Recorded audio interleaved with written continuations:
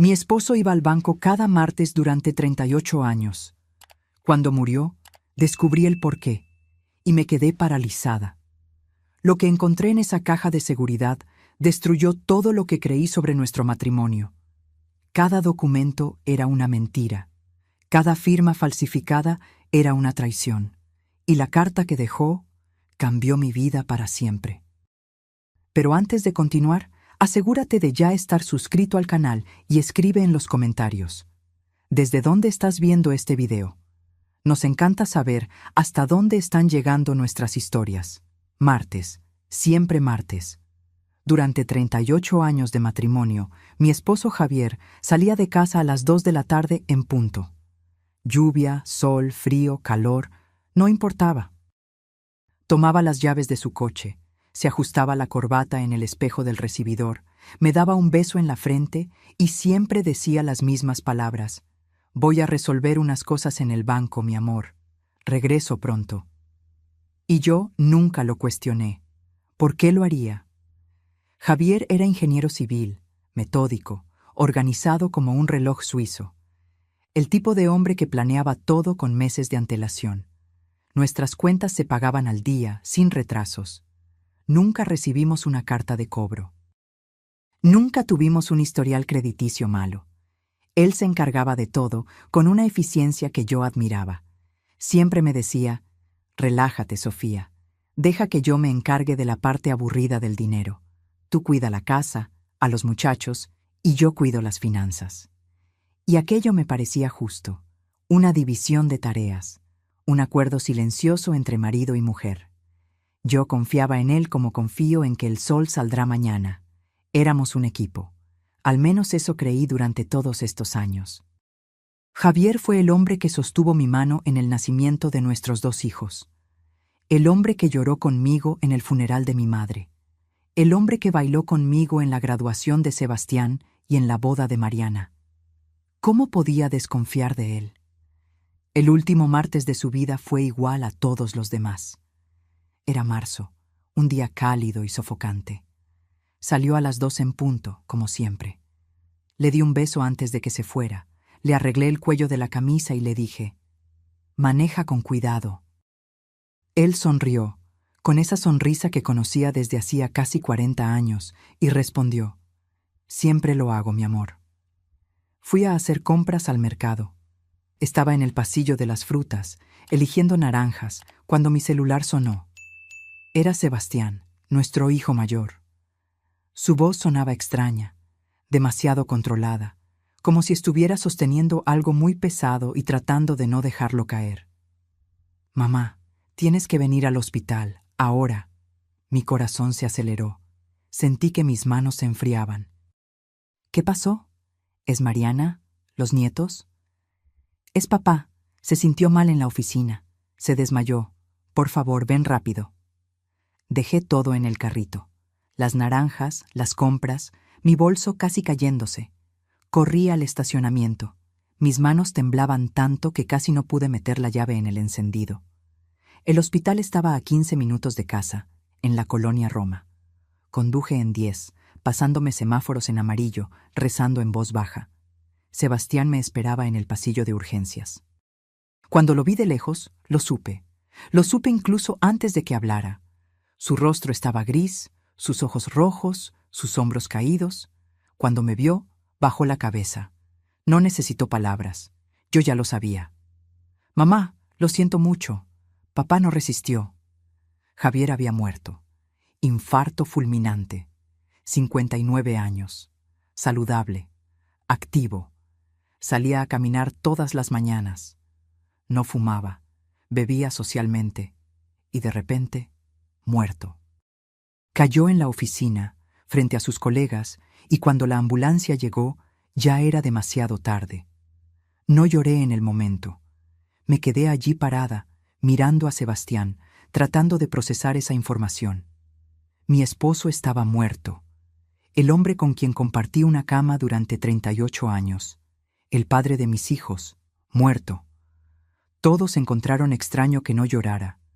La gente me abrazaba en el hospital, decían que era el shock, que el dolor aún no había llegado, que llegaría después, cuando lo asimilara. Pero no era eso. No era shock. Era otra cosa. Una sensación extraña en el pecho. Como si una puerta se hubiera abierto dentro de mí. Como si pudiera respirar de una manera que no lo había hecho en mucho tiempo. Libertad. Me sentí libre. Y eso me asustó más que su propia muerte. ¿Qué clase de esposa siente alivio cuando su marido muere? ¿Qué clase de persona era yo? El funeral fue un sábado lluvioso en la Ciudad de México. La iglesia de San Hipólito estaba abarrotada. Colegas de trabajo de Javier, amigos de la universidad, vecinos, gente que ni siquiera conocía. Todos hablando de lo trabajador, dedicado, honesto e íntegro que era. Escuché todo eso y me sentí desconectada, como si estuvieran hablando de un extraño. No porque Javier fuera diferente a lo que decían, sino porque yo estaba empezando a darme cuenta de que quizás nunca lo había conocido de verdad. Mariana lloró durante todo el funeral. Ella siempre fue más cercana a su padre.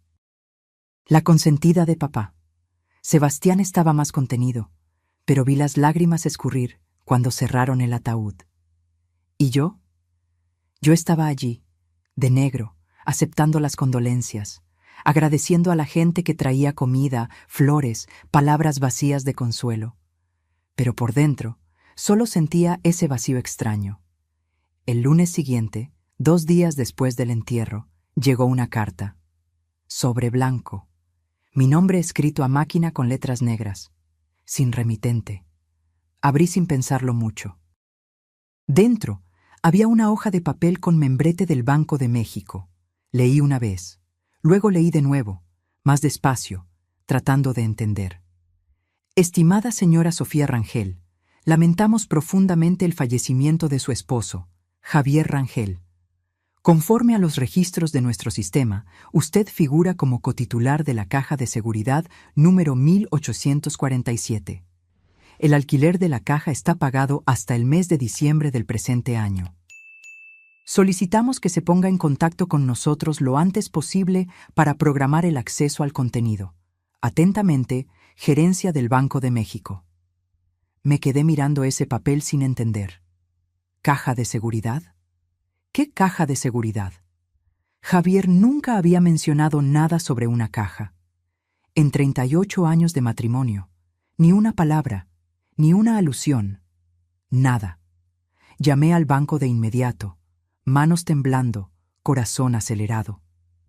La señorita de atención fue educada y profesional. Sí, había una caja a nombre de Javier Rangel y Sofía Rangel. Sí, yo era cotitular. Sí, podía acceder a ella. ¿El miércoles a las 10 de la mañana me vendría bien? ¿Podía ser antes? Miércoles. Dentro de 2 días, 48 horas que parecieron 48 años. Pasé el lunes entero sin dormir, caminando por la casa como un fantasma en la colonia Condesa, abriendo cajones, mirando papeles, buscando cualquier pista, cualquier explicación. Todo parecía normal. Documentos organizados en carpetas con etiquetas, cuentas en orden alfabético, la letra impecable de Javier en cada etiqueta, cada anotación. Recibo de luz, recibo de agua, predial, impuesto sobre la renta. Todo allí, todo en orden. Pero había algo mal. Lo sentía. Como cuando vuelves a casa y sabes que alguien estuvo allí, revolvió tus cosas, pero no puedes probarlo. Esa sensación de invasión, de violación. ¿Pero violación de qué? Aún no lo sabía. El martes por la noche, Sebastián apareció. Parecía exhausto, ojos hundidos, barba sin afeitar, la corbata floja. La muerte de su padre había sido un golpe duro para él, para todos nosotros. Mamá, necesitamos hablar. Esas palabras. Todo el mundo sabe que nada bueno viene después de ellas. Nos sentamos en la cocina. Él puso una carpeta gruesa sobre la mesa, el tipo de carpeta que usan los abogados, marrón con elástico. Estaba organizando los documentos de la oficina de papá. Los papeles de su constructora. Hay algo raro aquí, algo que no cuadra. Mi estómago se revolvió. ¿Qué clase de cosa? Sebastián abrió la carpeta. Dentro había estados de cuenta bancarios, papeles que yo nunca había visto, números que no tenían sentido. Él señaló una línea específica. La cuenta conjunta de ustedes, mamá, la que siempre tuvo su dinero, está prácticamente en ceros. Solo tiene 12,000 pesos. 12,000 pesos. ¿Cómo que en ceros? Sebastián, no es posible. Tiene que haber un error. Siempre tuvimos dinero en esa cuenta. Tu papá recibía su sueldo, yo recibía mi pensión. ¿Cómo puede estar en ceros? No sé, mamá, pero aquí está. Y hay más. La cuenta de ahorro que tenían, la que papá siempre decía que era para emergencias, ya no existe. Fue cerrada hace 6 meses. Sentí que el suelo se abría bajo mis pies. ¿Y el seguro de retiro? ¿Las inversiones que hacía tu papá? Sebastián negó con la cabeza lentamente, como si tuviera miedo de romperme con las palabras. No encontré nada, mamá. Nada. Busqué en todos los documentos de su oficina. Llamé al contador, al gerente del banco. Nada. Es como si no existiera. Pero tiene que existir. Tu papá trabajó toda su vida. Siempre guardamos dinero. Siempre. ¿A dónde fue? No lo sé, pero voy a descubrirlo. Esa noche no pegué ojo. Estuve acostada en el lado vacío de la cama, mirando el techo que conocía de memoria. Cada grieta, cada mancha de humedad.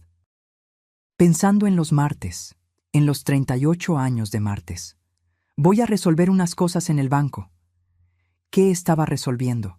¿Qué estuvo haciendo todo ese tiempo? Los recuerdos comenzaron a volver. Pequeños detalles a los que nunca había prestado atención. Javier regresando del banco tenso, irritado, distraído. Yo preguntaba, ¿todo bien, mi amor? Y él respondía, todo, solo cansado. ¿Cuántas veces, cuántos martes regresó así? Y yo nunca lo cuestioné, nunca investigué. Porque confiar era más fácil que dudar. El miércoles llegó frío y gris. El tipo de día que parece anunciar problemas. Me vestí con cuidado. Pantalón negro, blusa blanca, saco azul marino. No era ropa, era armadura. Me miré en el espejo. 60 años. Cabello canoso que me empeñaba en teñir de castaño. Arrugas alrededor de los ojos. Marcas de una vida vivida. Pero ¿qué vida había sido esa, después de todo? Sebastián quiso ir al banco conmigo, pero le dije que no. Fuera lo que fuera que me estuviera esperando en esa caja de seguridad, necesitaba verlo primero. Sola. Algunas cosas hay que enfrentarlas sin público. El banco era moderno. Un edificio de cristal ahumado en el centro de la ciudad. Cristal, acero, luces frías que hacían que todo pareciera artificial. La gerente me recibió en la recepción. Una mujer de unos 50 años, cabello recogido en un moño perfecto, traje sastre gris, sonrisa profesional. Señora Rangel, mis más profundas condolencias. Su esposo fue cliente durante muchos años, un hombre admirable. Admirable. Esa palabra de nuevo. Todo el mundo pensaba que Javier era admirable. ¿Sería yo la única que estaba empezando a dudar? Me llevó al sótano. Bajamos en un ascensor silencioso. Cuando las puertas se abrieron, vi una sala larga con paredes cubiertas de pequeñas puertas de metal, cajas de seguridad, cientos de ellas, cada una guardando los secretos de alguien. Número 1847, dijo, deteniéndose frente a una puerta pequeña en medio de la pared. Usó 2 llaves, una suya, una que me entregó, para abrir. Dentro había una caja metálica, alargada, pesada por la forma en que la jaló. La dejaré a gusto, señora Rangel. Hay una salita allí donde puede examinar el contenido con total privacidad, el tiempo que necesite, sin prisas. Salió. Me dejó sola con esa caja. La llevé a la salita. Una mesa blanca, 2 sillas, una lámpara fluorescente zumbando suavemente. Puse la caja sobre la mesa y me quedé mirándola por un largo tiempo. Mi corazón latía tan fuerte que me dolía el pecho. Mis manos estaban sudando. Respiré hondo 3 veces, como aprendí en esas clases de yoga que tomé hace años. Pero no sirvió de nada. El miedo seguía allí, frío en la boca del estómago. Abrí la caja. Dentro había carpetas, muchas de ellas, organizadas con ese esmero típico de Javier. Etiquetas escritas a mano, todo en su lugar, todo en orden, como siempre. La primera carpeta estaba marcada: Inversiones reales, no abrir, no abrir. Él había escrito eso, como si supiera que un día alguien la encontraría, como si hubiera dejado una advertencia.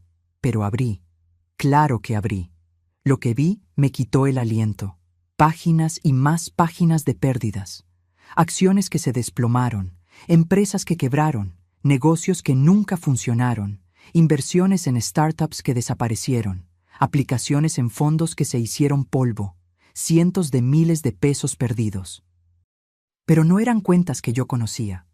No eran las inversiones que Javier me mostraba. Eran cuentas secretas, solo a su nombre. Cuenta en Bancomer. Pérdida de 85,000 pesos. Cuenta en Citibanamex.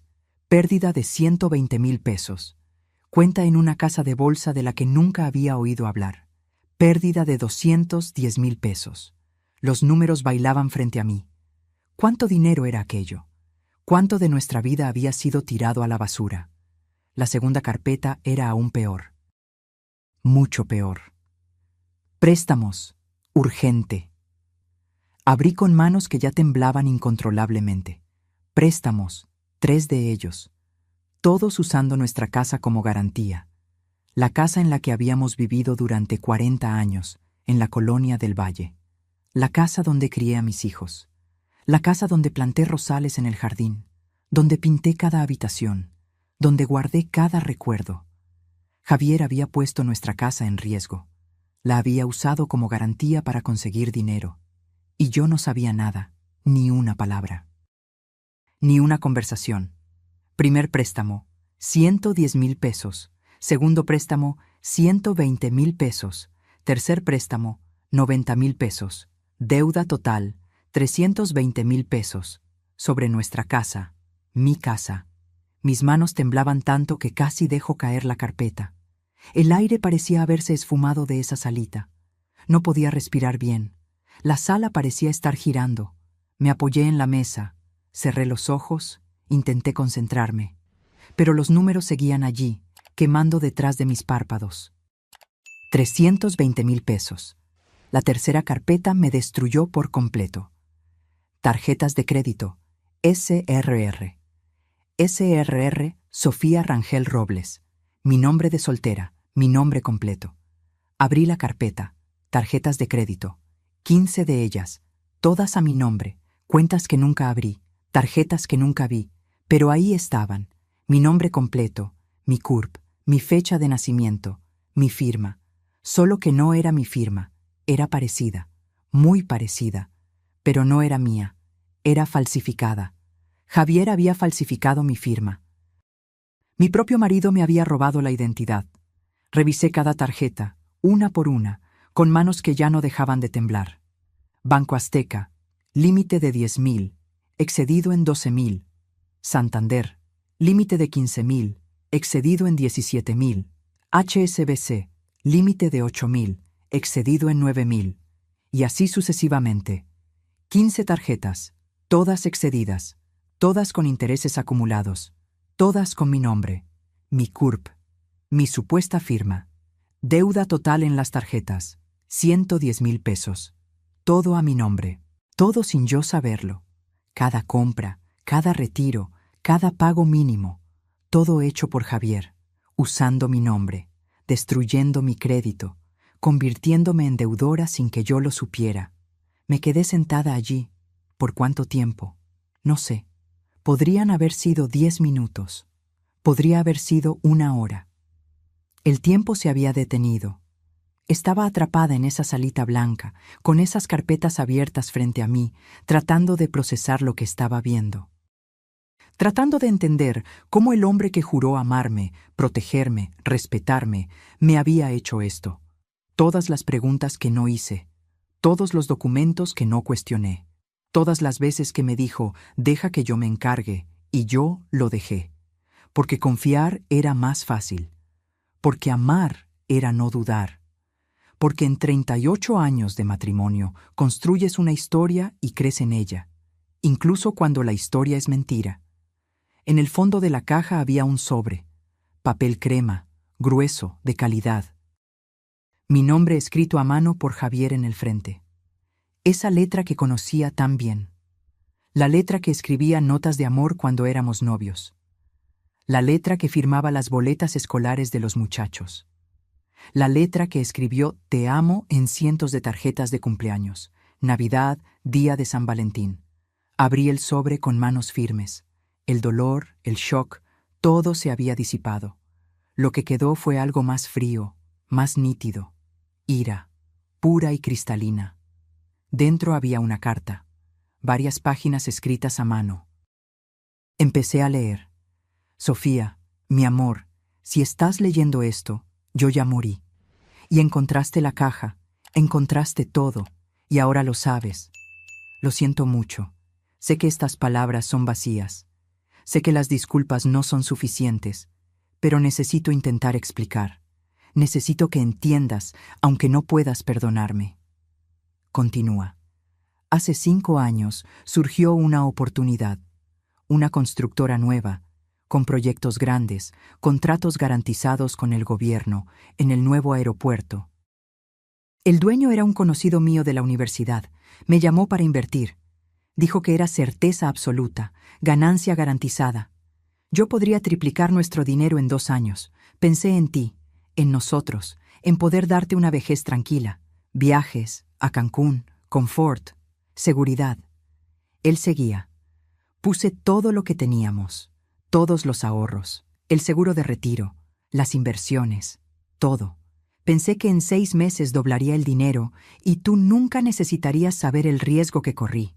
Pero la constructora quebró. El tal amigo desapareció y perdí todo. 400,000 pesos, 40 años de trabajo, evaporados. Mis manos apretaron el papel con tanta fuerza que casi lo rasgaron. 400,000 pesos, toda nuestra vida ahorrando, todo el futuro que planeamos, tirado a la basura en una apuesta, una maldita apuesta. La carta continuaba. Entré en pánico. No podía contártelo, no podía ver la decepción en tus ojos. Entonces intenté arreglarlo. Hice el primer préstamo, 10,000 pesos. Pensé que lograría invertir en algo más pequeño, más seguro, y recuperar al menos parte del dinero. Lo perdí todo de nuevo. Hice el segundo préstamo, luego el tercero, siempre pensando que a la próxima acertaría, que a la próxima lo recuperaría todo. Explicó las tarjetas. Las tarjetas a tu nombre. Sofía, sé que esto es imperdonable, pero los bancos ya no me daban crédito. Mi historial estaba sucio. Entonces usé el tuyo. Pensé que sería temporal. Que lo pagaría todo antes de que lo descubrieras. Pero la deuda solo crecía. Los intereses, los pagos mensuales, todo fuera de control. Los martes. Las idas al banco cada martes eran para intentar negociar, reestructurar deudas, conseguir más plazo, más tiempo, siempre más tiempo. Los gerentes ya me conocían, ya sabían que estaba hundido, pero yo seguía intentando, seguía creyendo que encontraría una manera, que te protegería de esto. La confesión final. Cuando leas esto, probablemente estaremos en la ruina. La casa irá a remate en unos meses. El banco ya inició el proceso. Tu crédito está destruido. Tu historial está sucio. Todo por mi culpa. Sé que me odiarás. Y tienes todo el derecho. Quería protegerte de mis errores, pero todo lo que conseguí fue hacer que pagaras por ellos. Terminaba. No pido perdón porque sé que no lo merezco. Solo quiero que sepas que cada decisión equivocada que tomé fue intentando arreglar la anterior. Fue una avalancha, y no pude detenerla. Te amé todos los días de estos 38 años. Esa parte siempre fue verdad. siempre. Pero mi amor no fue suficiente para protegerte de mí mismo. Disculpa por todo. Por favor, cuida de los muchachos. Diles que su padre fue débil, cobarde, pero que los amaba. Javier. Doblé la carta lentamente, muy lentamente. La volví a poner en el sobre. Guardé todo en la caja con cuidado, cada carpeta en su lugar, cada documento organizado. Me levanté. Mis piernas estaban temblorosas, pero no iba a caer. No allí, no ahora. Salí de esa sala con la cabeza en alto. La gerente me esperaba afuera, con el rostro preocupado. ¿Se encuentra bien, señora Rangel? La miré a los ojos. No, pero lo estaré. Necesito copias de todo lo que está en esa caja. Cada documento, cada papel. Y necesito el nombre de un buen abogado, el mejor que conozca. Sus ojos se abrieron. Ella entendió. Claro que entendió. Probablemente ya había visto casos así antes. Secretos guardados en cajas fuertes. Vidas destruidas en cajas de metal. Yo misma hago las copias, señora Rangel. Y conozco a una abogada excelente, licenciada Mónica Torres, especialista en derecho familiar y fraudes financieros. Puedo llamarla ahora, si usted quiere. Quiero, por favor. Mientras ella hacía las copias, me senté en la recepción del banco. Gente entrando y saliendo. La vida normal ocurriendo alrededor. Pero mi vida acababa de explotar. Todo lo que creía saber era mentira. Todo lo que planeé era ilusión. Y el hombre que amé durante 38 años era un extraño. Cuando llegué a casa, ya eran más de las 2 de la tarde. El coche de Sebastián estaba en la cochera. Debía haber estado esperando durante horas. Entré por la puerta principal y lo encontré en la sala, caminando de un lado a otro con el celular en la mano. Cuando me vio, corrió hacia mí. «¿Mamá?» Estaba preocupado. No contestabas el teléfono. Pensé que... Todo está bien, hijo. O mejor dicho, no lo está, pero voy a sobrevivir. Notó la carpeta gruesa que yo cargaba, las copias que el banco había hecho. ¿Qué es eso? Siéntate. Necesito mostrarte algo. Y tienes que llamar a Mariana. Ella necesita saberlo también.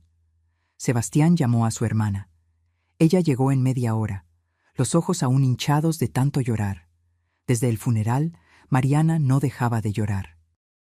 La muerte de su padre había roto algo en ella, y lo que estaba a punto de contar iba a romperlo aún más. Nos sentamos los tres en la mesa de la cocina, la misma mesa donde tuvimos tantas comidas familiares, cumpleaños, navidades, domingos comunes. Ahora iba a ser el lugar donde yo destruiría la imagen que mis hijos tenían de su padre. Abrí la carpeta, saqué los documentos, uno por uno. Los puse en la mesa con cuidado.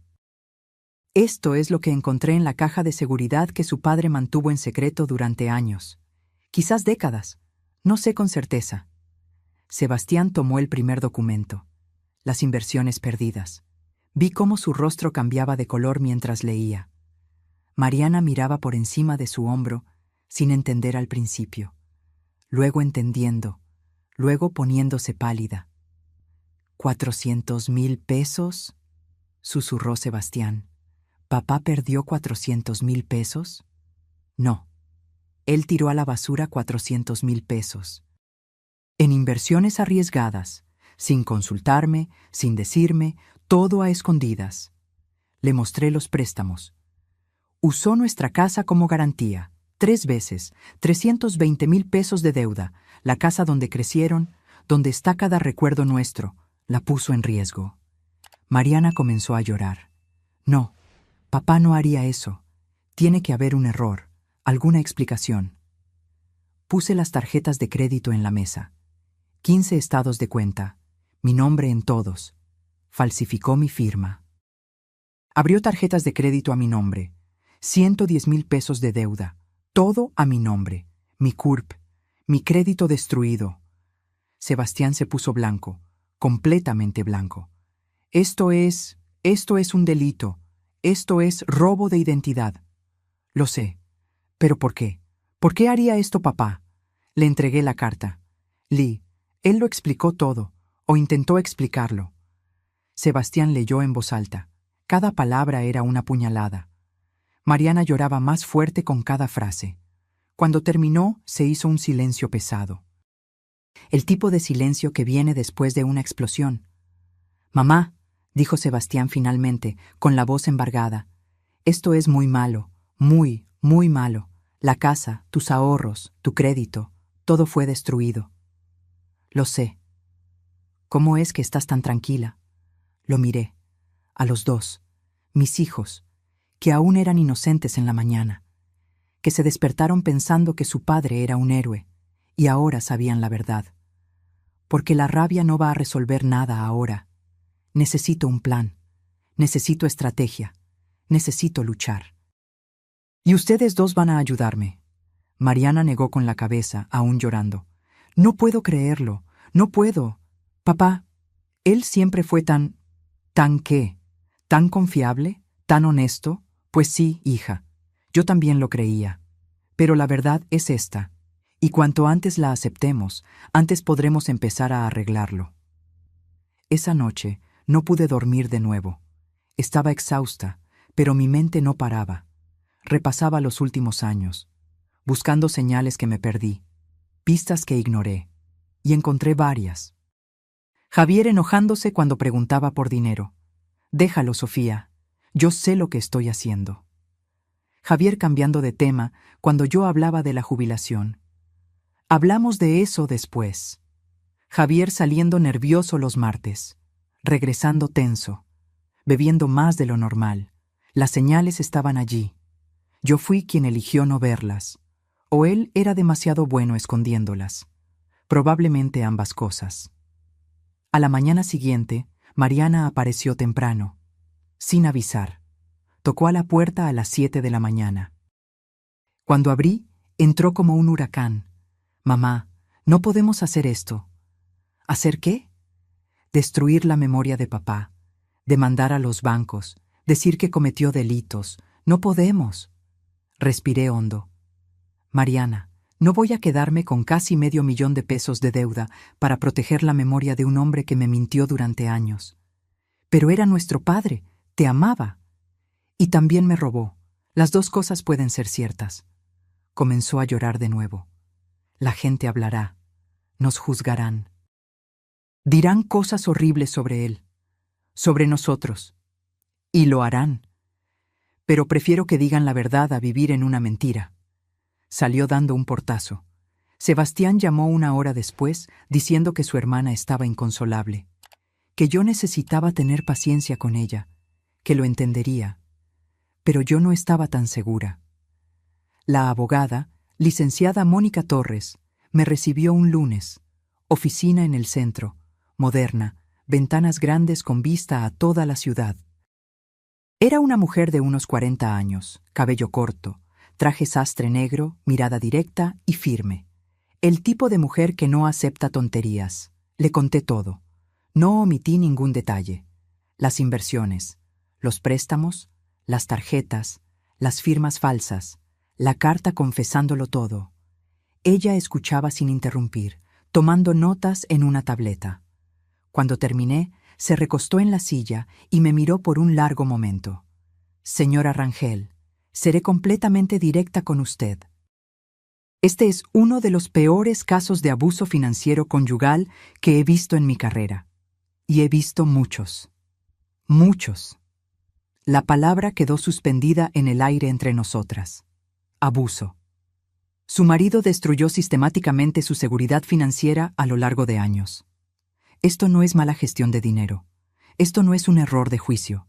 Es fraude deliberado. Es robo de identidad. Es un delito previsto en el Código Penal. Pero él murió. ¿Qué podemos hacer? Podemos probar que usted no fue cómplice. Podemos impugnar cada una de esas deudas. Posiblemente podemos salvar su casa probando que los préstamos fueron fraudulentos. Podemos limpiar su nombre en las agencias de crédito. Pero, señora Rangel, hizo una pausa. Será una guerra. Tardará al menos 6 meses. Probablemente más de 1 año. Y costará dinero que imagino que usted no tiene en este momento. ¿Cuánto? Mis honorarios serían 30,000 pesos, más gastos procesales, peritajes, documentación. En total, unos 45,000. Pensé en los 12,000 pesos en la cuenta, en los ahorros en ceros, en la pila de deudas. No tengo ese dinero. Me lo imaginé. Puedo hacer lo siguiente. Le cobro 5,000 ahora para iniciar los procesos. El resto lo fraccionamos según usted pueda. No es lo ideal, pero se puede hacer. Porque este caso usted tiene que ganarlo, y yo me aseguraré de que lo gane. Esa noche llamé a Sebastián. Le conté sobre la reunión con la abogada, sobre los costos, sobre todo. Se quedó en silencio por un momento. Mamá, tengo unos 15,000 pesos ahorrados. Es para la remodelación de la casa, pero eso puede esperar. Te los daré. Sebastián, no, ese dinero es tuyo. No discutas. Eres mi madre. Papá te hizo esto a ti, a nosotros. Yo voy a ayudar. Punto final.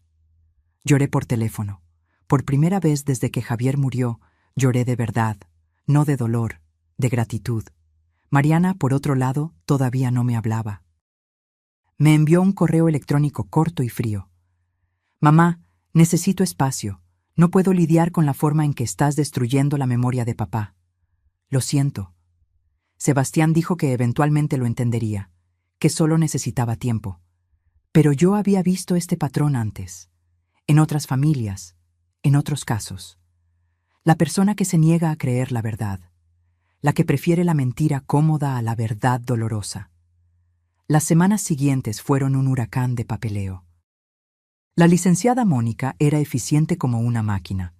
Registró impugnaciones en todas las agencias de protección al crédito, buró de crédito, círculo de crédito. Contactó a cada administradora de tarjeta de crédito con documentación probando que las firmas eran falsas. Reunió pruebas. Montó un caso sólido. Contratamos a un perito en caligrafía, un señor de unos 70 años, retirado de la Fiscalía General de la República. Analizó cada firma de las tarjetas. Comparó con documentos míos verdaderos, pasaporte, credencial de elector, declaraciones de impuestos antiguas. Él confirmó lo que yo ya sabía. Señora Rangel, estas firmas no fueron hechas por usted. Son buenas imitaciones, muy buenas, pero no son suyas. Hay pequeñas diferencias en la presión del bolígrafo, en la inclinación de las letras, en la velocidad del trazo. Quien hizo esto la conocía bien, practicó bastante, pero no fue usted. Cada palabra suya era una confirmación. Y cada confirmación era una puñalada. Javier había practicado mi firma, se había dedicado a aprender cómo yo escribía, para poder robarme mejor. Sebastián se convirtió en mi mano derecha. Organizó todos los archivos de Javier. Hizo hojas de cálculo detalladas de cada inversión perdida, de cada préstamo, de cada tarjeta. Creó una línea de tiempo mostrando cuándo se cometió cada fraude. Asistió a reuniones. Habló con gerentes de banco.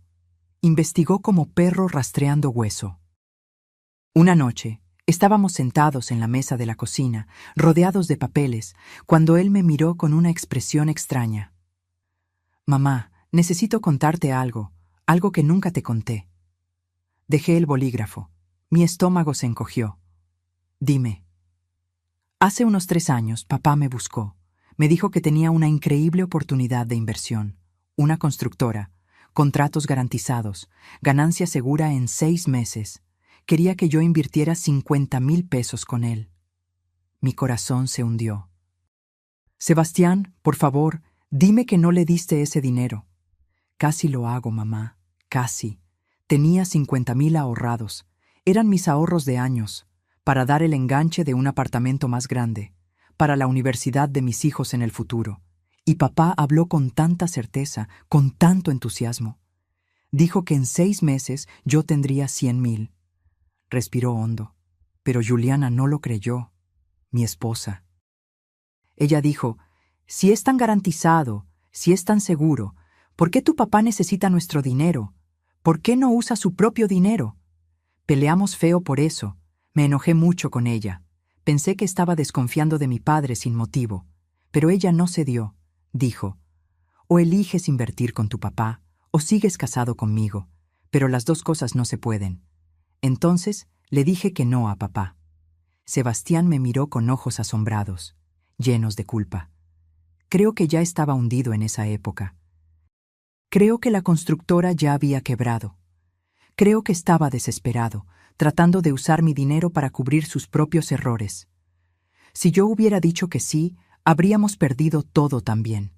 Juliana me salvó, y yo casi no la perdono por eso.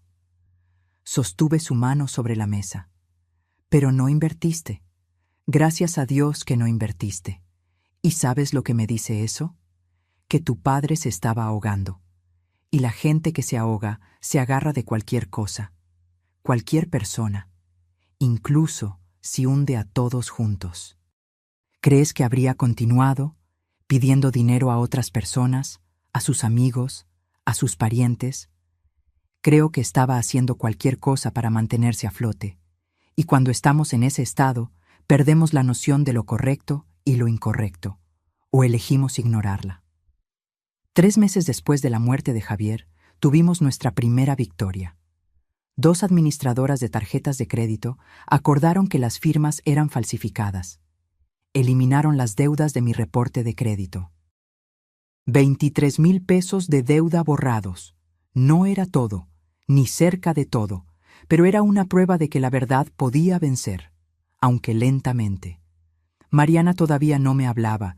Intentaba llamarla, le enviaba mensajes, nada. Me había bloqueado en todo. Sebastián decía que estaba en su propio proceso, que tenía que respetarlo, pero dolía. Dolía perder a mi marido y a mi hija en el mismo año. El proceso de los préstamos de la casa era más complicado. El abogado del banco argumentaba que, como esposa de Javier, yo me había beneficiado del dinero de los préstamos, aunque no hubiera firmado, aunque no lo supiera. La licenciada Mónica refutó con fuerza. Ella puede probar que nunca vio esos fondos. Fueron depositados en cuentas exclusivamente a nombre de él, gastados en inversiones que fracasaron antes de que ella supiera que existían. Ella fue víctima, no cómplice. Tendremos que ir a juicio, me dijo en una de nuestras reuniones. Un juez tendrá que decidir si usted es responsable por deudas contraídas a través de fraude, incluso estando casada con quien cometió el fraude. ¿Vamos a ganar? Ella dudó. Y yo agradecí la honestidad. Creo que sí. Tenemos un caso fuerte, pero no puedo garantizarlo. Es un terreno jurídico complejo. Ya ha habido decisiones para ambos lados. La audiencia fue programada para septiembre. 6 meses después de la muerte de Javier. 6 meses que parecieron 6 años. En las semanas previas a la audiencia, hice algo que no hacía en años. Busqué empleo. A los 60 años, yo no era precisamente solicitada en el mercado laboral. Pasé la mayor parte de mi vida adulta como ama de casa. Volví a trabajar como profesora de inglés en escuelas de idiomas después de que los hijos crecieron. Me jubilé hace 2 años, soñando con viajar, conocer el mundo, disfrutar de los nietos, disfrutar de la vida que había construido. En su lugar, estaba postulándome a vacantes en tiendas de ropa, restaurantes, supermercados, cualquier lugar que contratara a alguien que necesitaba empezar de cero a los 60. Una escuela de idiomas me llamó para una entrevista. Instituto Windsor, en la Colonia Juárez. La dueña era una mujer de unos 70 años, cabello completamente blanco que no intentaba esconder, gafas de colores rojo vivo, sonrisa amable que alcanzaba los ojos. Entonces, Sofía, dijo, mirando mi currículum escaso. Profesora de inglés durante 15 años, jubilada hace 2 años, casada por casi 40 años. ¿Por qué quiere volver a trabajar ahora? Pude haber mentido, inventado algo sobre el aburrimiento, sobre querer mantenerme activa, sobre no soportar estar en casa. Mentiras educadas que la gente dice en las entrevistas. Pero estaba cansada de mentiras, incluso las educadas. Mi marido murió hace 4 meses. Después de que murió, descubrí que me robó la identidad. Falsificó mi firma. Abrió tarjetas de crédito a mi nombre. Destruyó nuestras finanzas. Necesito un empleo porque estoy luchando para no perder mi casa. Doña Irma, ese era su nombre, puso el currículum en la mesa lentamente. Me miró por un largo tiempo. Una mirada que no era de lástima. Era de reconocimiento, de alguien que ya había visto este tipo de cosas antes. Luego sonrió. No una sonrisa educada, una sonrisa real. ¿Cuándo puede empezar? Comencé a trabajar a la semana siguiente, 3 días a la semana.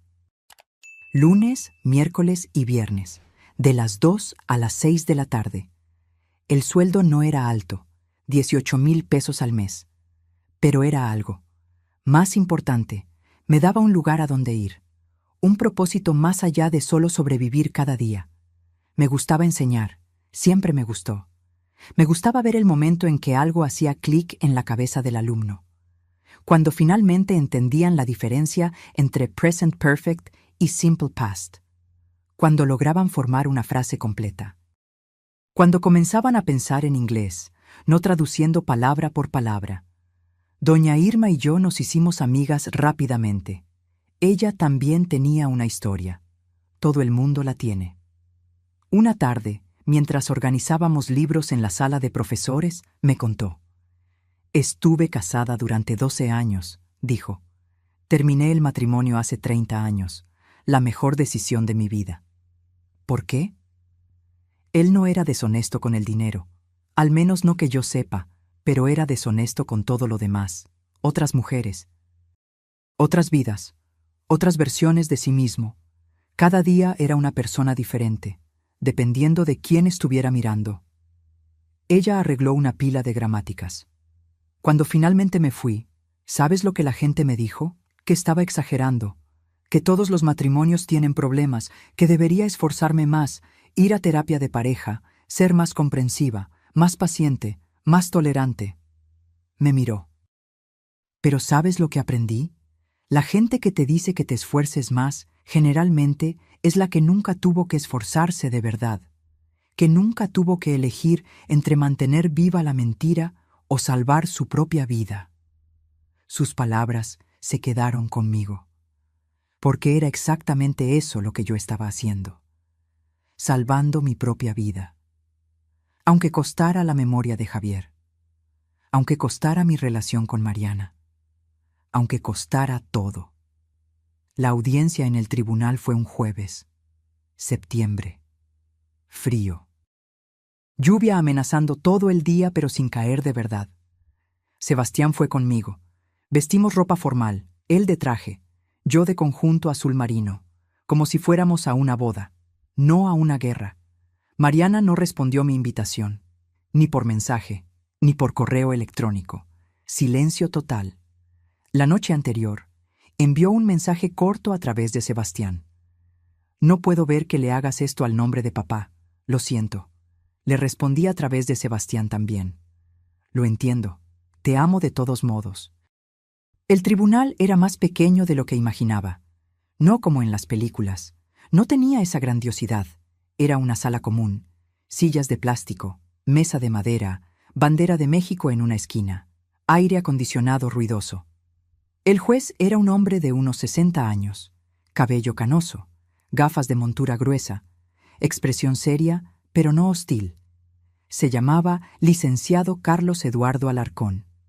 La licenciada Mónica había investigado sobre él. Dijo que era justo, riguroso con las pruebas, pero justo. El abogado del banco habló primero. Un hombre joven, de unos 30 y tantos, traje caro, confianza de quien aún no ha perdido nada importante en la vida. Argumentó que yo era esposa de Javier, que vivía en la casa financiada por los préstamos, que me beneficié del matrimonio, que por lo tanto era responsable de las deudas, incluso sin haber firmado, incluso sin saberlo. Señoría, dijo con voz firme, la institución financiera actuó de buena fe. Concedió los préstamos siguiendo todos los protocolos, verificó la documentación, registró las garantías. el hecho de que la esposa no tuviera conocimiento no anula el contrato, especialmente considerando que ella se benefició indirectamente de los recursos. La licenciada Mónica se levantó cuando fue su turno.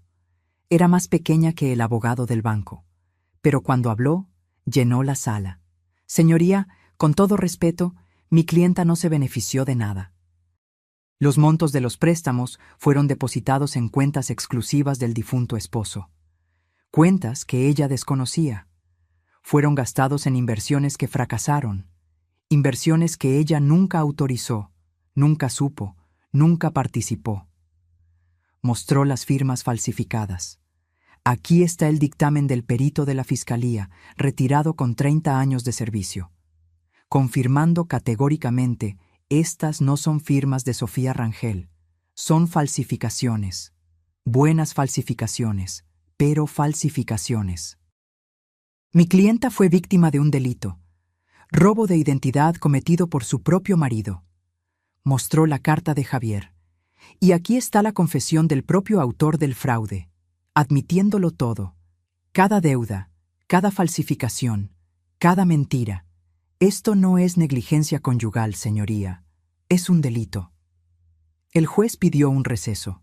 Salimos al pasillo. Sebastián caminaba de un lado a otro. La licenciada Mónica revisaba mensajes en su celular. Yo sentada en un banco de madera duro, completamente inmóvil. Manos cruzadas en el regazo. Estuviste genial ahí adentro, mamá, dijo Sebastián. Aún no había sido mi turno de hablar, pero él estaba nervioso. Necesitaba decir algo. Asentí con la cabeza. Pero no estaba pensando en el proceso. Estaba pensando en Mariana, en la hija que no podía aceptar lo que su padre había hecho, que necesitaba la mentira, que elegía la ilusión sobre la verdad, y preguntándome si algún día podría perdonarme por decir la verdad. Después de 1 hora y 15 minutos, nos llamaron de vuelta. La licenciada Mónica me llamó a declarar. Me senté en la silla de testigo. Puse la mano izquierda sobre la Constitución. Juré decir la verdad, solo la verdad. Señora Rangel, comenzó la licenciada Mónica, ¿cuándo supo por primera vez sobre estos préstamos? Cuando abrí la caja de seguridad que mi marido mantuvo en secreto, 4 días después de que muriera, después de 38 años de matrimonio.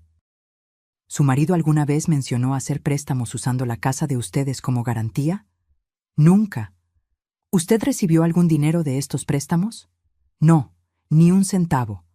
Fue todo a cuentas que yo ni siquiera sabía que existían. ¿Usted firmó los documentos de los préstamos? No, no firmé. El abogado del banco se levantó para el interrogatorio. Tenía esa agresividad pulida de abogado corporativo, joven, ambicioso, sin empatía. Señora Rangel, ¿no es cierto que usted confió todas las finanzas a su marido? Sí, confié. Entonces, ¿usted eligió no involucrarse en las decisiones financieras de la familia? Respiré hondo. Lo miré a los ojos. Yo confié en él. Eso no es lo mismo que elegir ser engañada. Confiar en tu pareja no es darle permiso para robar tu identidad. Pero usted se benefició del matrimonio, ¿correcto? ¿Vivía en la casa donde se hicieron esos préstamos? Yo vivía en mi casa. La casa que compramos juntos hace 40 años. La casa que ayudé a pagar durante décadas. La casa que él puso en riesgo sin mi conocimiento, sin mi consentimiento, sin yo tener la menor idea de lo que estaba sucediendo. ¿Usted espera que este tribunal crea que en 38 años de matrimonio nunca sospechó de nada? ¿Nunca notó nada malo? Esa era la pregunta, ¿no es así? La que me hacía a mí misma hace 6 meses, todas las noches, todas las madrugadas sin dormir. Miré al juez, luego al abogado, luego a Sebastián sentado en las sillas del público. Respiré hondo, muy hondo. Mi marido era ingeniero civil, era organizado, metódico, confiable, o eso pensaba yo.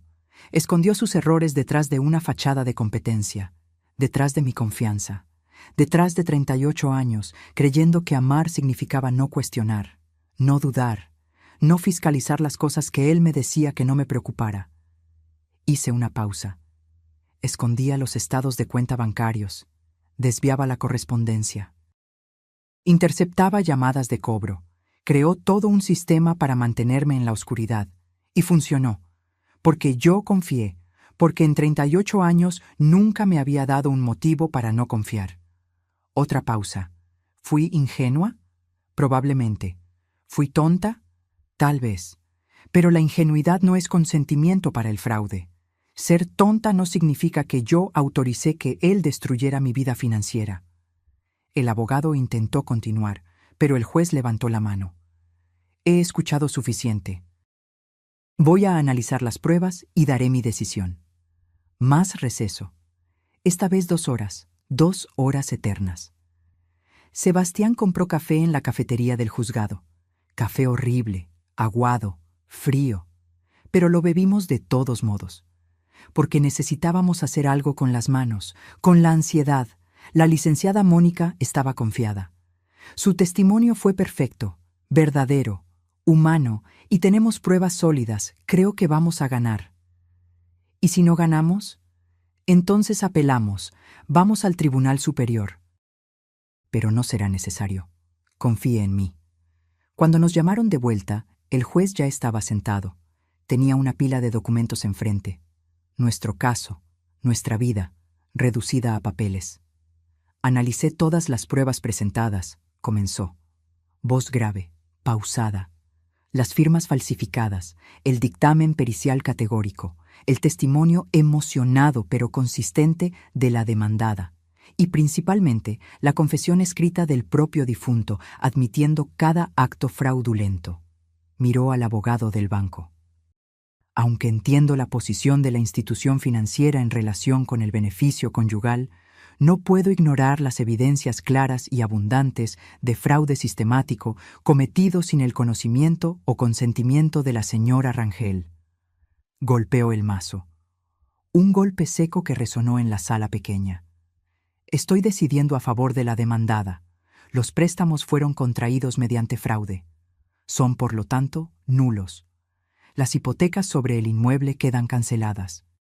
La casa permanece a nombre exclusivo de Sofía Rangel, libre de gravámenes. Sebastián apretó mi mano con tanta fuerza que dolió. La licenciada Mónica sonrió. Una sonrisa pequeña, profesional, pero genuina. Y yo sentí que algo que había estado apretado en mi pecho durante meses finalmente se soltaba.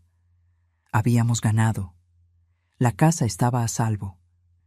Pero cuando salimos de ese tribunal a la calle fría de septiembre, no me sentí triunfante. Me sentí cansada, vieja, extrañamente vacía. Porque, ¿qué había ganado realmente? Mi casa, sí. Mi nombre limpio, sí. Pero también había perdido un matrimonio que creí entender. Una pareja que creí conocer. Y posiblemente una hija que tal vez nunca me perdonaría por decir la verdad en voz alta. Esa noche, mi celular sonó. Número desconocido. Casi no contesté, pero algo me hizo contestar. Mamá. Era Mariana, la voz embargada, como si hubiera llorado durante horas. Hola, hija. Necesito contarte algo. ¿Puedo ir para allá? Claro. Cuando quieras. Llegó en media hora. Ojos rojos, hinchados, maquillaje corrido, cabello despeinado. Traía una carpeta en la mano. Entró sin decir nada. Se sentó en la mesa de la cocina. Puso la carpeta sobre la mesa. Después de la audiencia de hoy, fui al banco.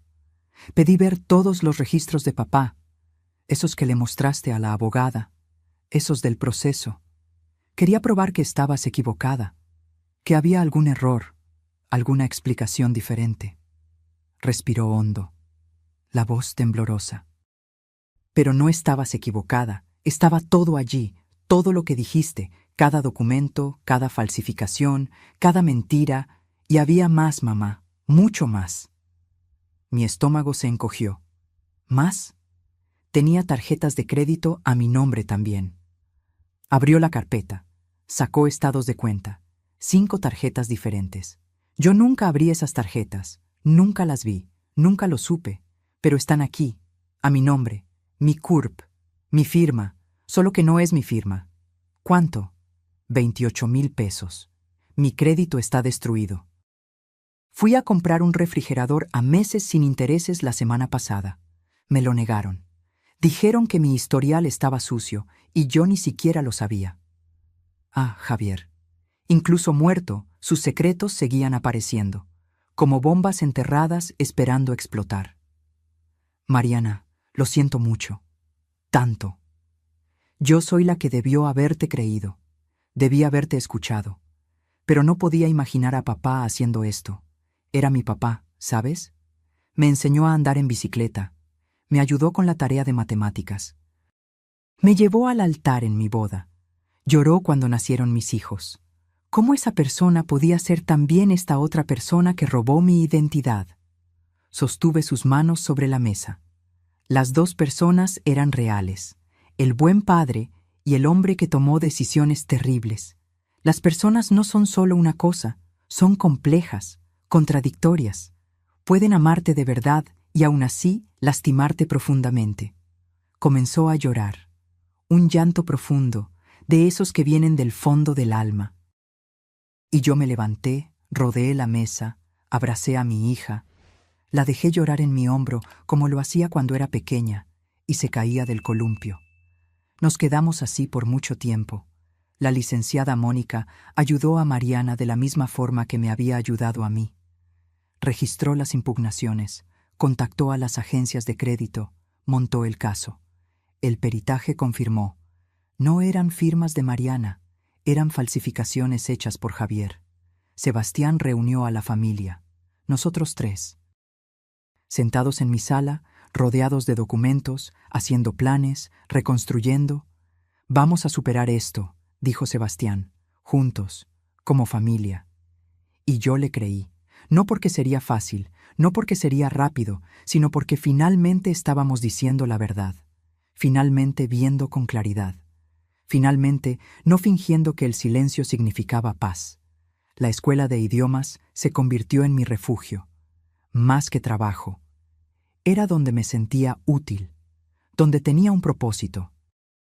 Doña Irma me enseñó sobre administración, inventario, planificación de clases y, lo más importante, me dio espacio para sanar. Un día, una mujer entró a la escuela, unos 40 años, mirada perdida. Se quedó parada en la entrada, mirando los estantes de libros.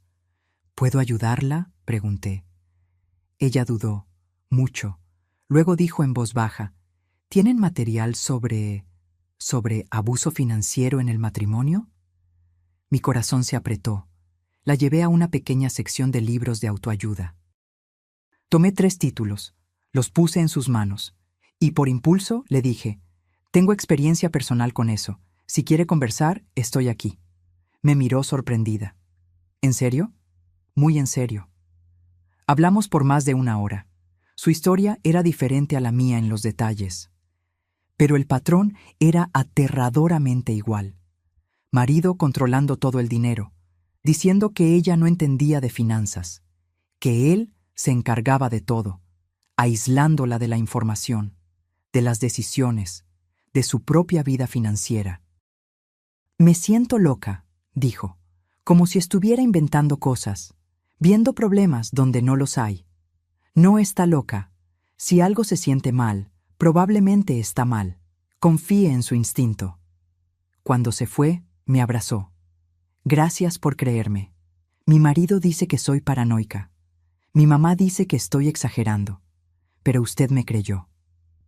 Después de que se fue, doña Irma me miró. Eres buena en esto. ¿En qué? En escuchar de verdad, en creer sin juzgar, en ver a la persona detrás del problema. Pensé en la reacción inicial de Mariana, en las amigas que se alejaron cuando empecé a hablar de Javier, incómodas con la complejidad, con la verdad fea. Sé lo que es no ser creída, dije simplemente. En los meses siguientes, más mujeres aparecieron. No sé cómo se corrió la voz, boca a boca tal vez. Redes sociales, grupos de WhatsApp. Pero venían, algunas a comprar libros, otras solo a conversar, todas cargando historias parecidas a la mía. Doña Irma sugirió crear algo más formal. ¿Qué tal un grupo de apoyo? Mensual. Aquí en la escuela, sala del fondo, solo mujeres que pasaron por abuso financiero. ¿Crees que vendría gente? Creo que te sorprenderías. Pusimos un anuncio pequeño en el periódico local. Publicamos en las redes sociales de la escuela. Grupo de apoyo para mujeres que sufrieron abuso financiero. Primer martes de cada mes, 7 p.m., gratuito. En la primera reunión aparecieron 12 mujeres. 12. Yo esperaba 3, a lo sumo. Organizamos sillas en círculo en la sala del fondo. Hicimos café. Puse galletas en una bandeja. Comencé contando mi historia. Toda. Los martes, la caja de seguridad, las falsificaciones, la batalla legal, la hija que no creyó, la reconstrucción lenta y dolorosa. Cuando terminé, el silencio fue absoluto. Luego, una por una, comenzaron a hablar. Una contó cómo su marido había vendido su coche sin que ella lo supiera. Otra, cómo su exmarido había vaciado la cuenta conjunta y huido. Otra, cómo su padre le había robado la herencia dejada por su madre. Historias diferentes, pero todas con el mismo patrón. Control, aislamiento, manipulación, mentiras. ¿Cómo lograste mantenerte fuerte?, preguntó una de ellas al final. No lo logré, respondí honestamente. Lloré, grité, me enojé, me aterré. Pasé noches sin dormir, días enteros sin comer, pero seguí adelante, porque la alternativa era rendirme. Y ya había pasado demasiados años dejando que otros decidieran por mí. El grupo creció rápidamente. Segunda reunión, 17 mujeres. Tercera, 22. Cuarta, tuvimos que alquilar una sala más grande en un centro comunitario porque ya no cabían en la escuela. Compartíamos recursos, nombres de abogados que cobraban un precio justo, consejos para reconstruir el crédito, estrategias para lidiar con la familia que no entendía, sitios web útiles, aplicaciones de control financiero, conocimiento que podría haberme salvado años de sufrimiento. Una noche, después de una reunión particularmente intensa, doña Irma y yo nos quedamos solas organizando las sillas. «¿Sabes lo que estás haciendo aquí, verdad?», me dijo. «¿Dirigiendo un grupo de apoyo? Construyendo un legado. Javier intentó destruirte, dejarte sin nada, sin dinero, sin crédito, sin futuro. Pero tomaste aquello que te lastimó y lo estás usando para ayudar a otras mujeres. Estás transformando veneno en medicina, dolor en propósito». Arregló la última silla.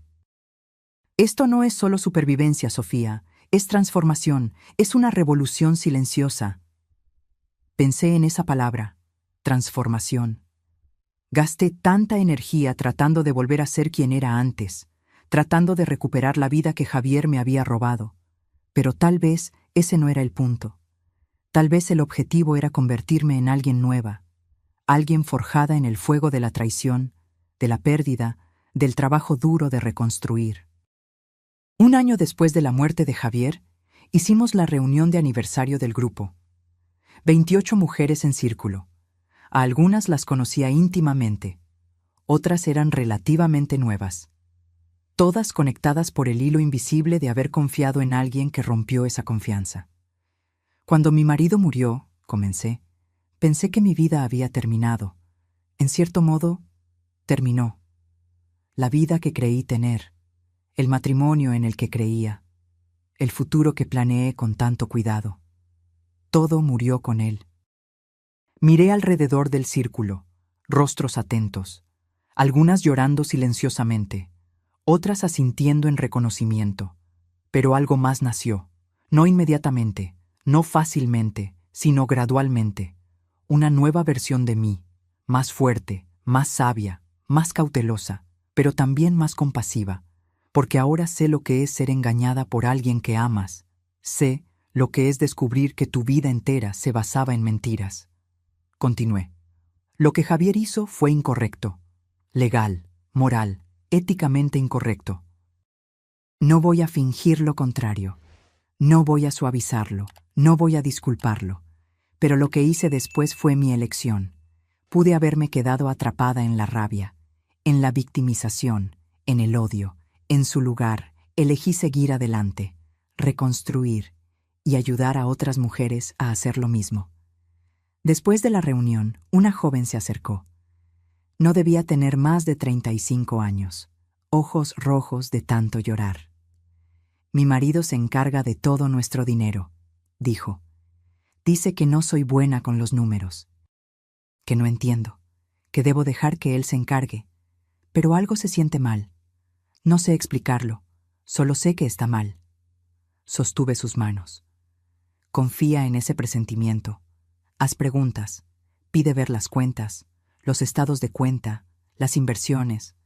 No dejes que nadie, ni siquiera alguien que amas profundamente, te mantenga en la oscuridad sobre tu propia vida financiera. ¿Y si estoy equivocada? ¿Y si estoy siendo paranoica? Se va a poner furioso. Entonces te verás tonta por 5 minutos. Pides disculpas y sigues adelante, segura de que te estabas protegiendo. Pero si tienes razón y no investigas... Apreté sus manos. Puedes perderlo todo, todo. Ella volvió al mes siguiente, con documentos. Su marido estaba desviando dinero de la cuenta conjunta, invirtiendo en criptomonedas sin decírselo a ella. Había perdido 87,000 pesos. Ella había solicitado el divorcio. Estoy aterrada, me dijo, manos temblando. No sé cómo voy a sobrevivir. Pero también me siento libre por primera vez en años. Yo sabía exactamente lo que quería decir. Los meses pasaron. El crédito de Mariana se regularizó, al igual que el mío. Sebastián invirtió sus ahorros en un fondo para la universidad de sus hijos. Bloqueado, protegido, donde nadie más podía tocarlo. Y yo continué, trabajando en la escuela 3 días a la semana, coordinando el grupo de apoyo que había crecido tanto que se convirtió en una pequeña ONG, siguiendo adelante, día tras día, paso tras paso. En lo que habría sido mi 39º aniversario de boda, fui al banco. No al Banamex donde estaba la maldita caja de seguridad, un banco diferente, al otro lado de la ciudad, en Coyoacán, donde Javier nunca entró, donde nadie conocía mi historia. Abrí una cuenta nueva, solo a mi nombre, y deposité mi sueldo de la escuela, 18,000 pesos, modesto, pero mío, ganado con mi trabajo, mi sudor, mi reconstrucción. La empleada sonrió. ¿Algo más en lo que pueda ayudarla hoy, señora? De hecho, sí, me gustaría cambiar el nombre en la cuenta. Ella tomó el bolígrafo. ¿Cómo le gustaría que quedara? Sofía Rangel Robles. Mi nombre de soltera, quiero volver a ser quien era, antes del matrimonio, antes de Javier, antes de los 38 años de confianza que se hicieron cenizas. Ella tecleó en el sistema. Listo, señora Robles, su cuenta está actualizada. Señora Robles, ya no señora Rangel, ya no la esposa de Javier, solo Sofía. Solo yo. Salí de ese banco con la cabeza en alto. El sol estaba brillando. Un hermoso día de primavera, aire fresco, cielo azul, y por primera vez en más de un año sentí que sabía exactamente quién era. Si estás leyendo esto, si algo de esta historia te parece familiar, las puertas cerradas con llave, los secretos, la persistente sensación de que algo está mal, pero no puedes identificar qué, confía en ti misma. Haz preguntas. Insiste en las respuestas. Mira los documentos, las cuentas. Los estados de cuenta. No dejes que nadie te diga que amor significa confianza ciega, porque no significa, nunca significó. Amor verdadero significa compañerismo, transparencia, respeto mutuo, decisiones compartidas, no secretos, no aislamiento, no control disfrazado de cuidado. Y si descubres que fuiste traicionada, si abres esa caja de seguridad y tu mundo se desmorona por completo, recuerda, eres más fuerte de lo que imaginas. La persona que intentó apagarte no lo logró. Aún estás aquí, respirando, luchando, sobreviviendo. Y eso significa que puedes reconstruir. Va a doler, va a ser difícil. Habrá días en que querrás rendirte, pero no lo harás, porque eres una sobreviviente, una guerrera. más fuerte que cualquier persona que intentó destruirte. Yo reconstruí mi vida de los escombros. Y tú también puedes. Cree en mí. Cree en ti. Y nunca, nunca dejes que nadie te mantenga en la oscuridad sobre tu propia vida. Si te gustó esta historia, haz clic en suscríbete y cuéntame en los comentarios qué parte te impresionó. Y no olvides hacerte miembro para acceder a videos exclusivos que no publico aquí. Nos vemos allí.